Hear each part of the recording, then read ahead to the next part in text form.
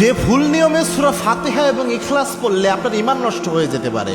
আপনার আমলনামায় সূরা ফাতিহা ইখলাসের জন্য সওয়াব তো লেখা হবেই না, বরং গুনাহ লেখা হয়ে যেতে পারে। মারাত্মক বিষয়। বেশিরভাগ মানুষ হয়তো এই জায়গাগুলোতে ভুল করে। মারাত্মক বিষয়। দেখেন, সূরা ফাতিহা অনেক বরকতপূর্ণ, আমরা জানি।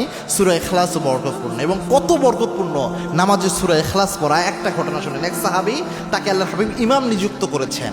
ওই ইমাম 5 ওয়াক্ত নামাজে শুধু সূরা ইখলাস পড়ে।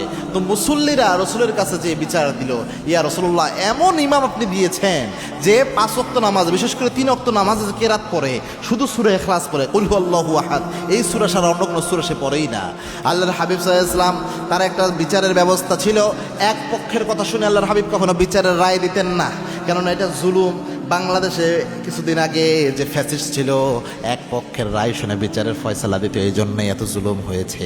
আল্লাহর হাবিব এটা করেন না। ইসলামের বিচারের ব্যবস্থা দেখেন, আল্লাহর হাবিব ওই ইমামকে ডাকলেন, মুসল্লিদেরও ডাকলেন, একসাথে দিকে আল্লাহর হাবিব ওই ইমামকে প্রশ্ন করলেন, ও সাহাবী, তুমি কি এই কাজ করো নাকি? এক সূরা দিয়ে, সূরা ইখলাস দিয়ে শুধু তুমি নামাজ পড়াও? ওই সাহাবী বলছেন, হ্যাঁ ইয়া রাসূলুল্লাহ। আল্লাহর হাবিব বললেন, তোমার কি আর কোনো সূরা মুখস্থ নাই? ওই সাহাবী বলছেন, ইয়া রাসূলুল্লাহ, আমি তো কোরআনের হাফেজ।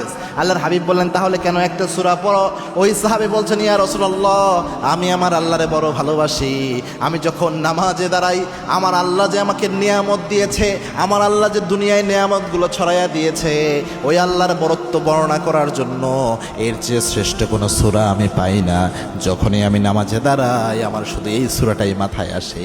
শুধু বারবার আমার মনে হয়, আল্লাহর প্রশংসা করবো কোন সূরা দিয়ে, আল্লাহর বরত্বের ঘোষণা দিব কোন সূরা দিয়ে, শুধু ইখলাসে আমার মাথায় আসে।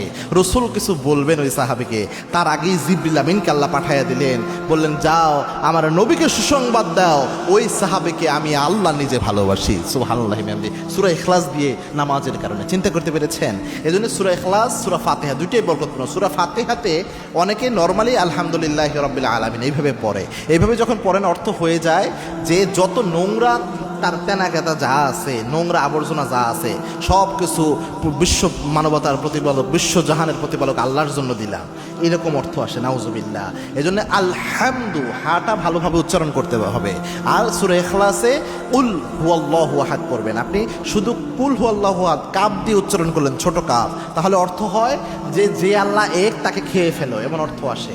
এই জন্য কুল হুয়াল্লাহু আহাদ, একটু উচ্চারণগুলো শুদ্ধ করার চেষ্টা করবেন। অনেকে বলে, হুজুর, আল্লাহ মনের খবর জানে, আল্লাহ এভাবেই বুঝে নেবে।